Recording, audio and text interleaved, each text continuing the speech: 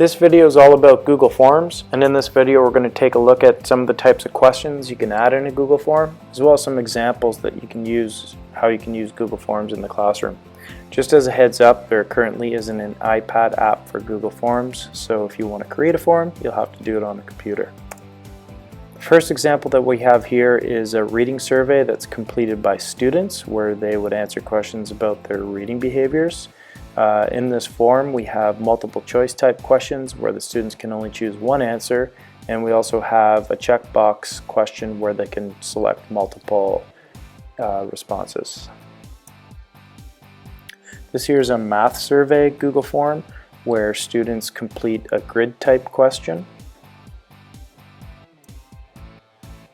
This Google form is used as a diagnostic assessment tool. It's used for formative assessment at the beginning of a math unit to determine what students already know about the unit coming up, and it's given at the end of the unit to see what they've learned throughout the unit.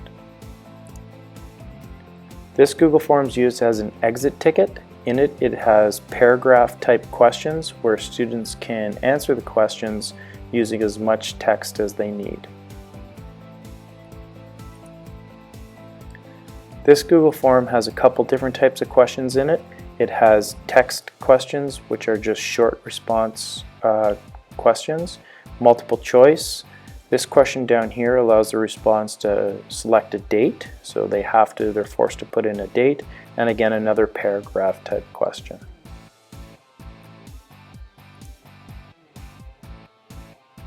This is another example of a Google form using a scale question. And we can see that we've also added in what the response sheet looks like for this scale question. This Google form has a couple questions that are select from a list or choose from a list, which are basically just drop-down menus. So here the teacher has a couple math problems listed, and then has, for the responses, putting in multiple ways that the student might choose to answer that math problem.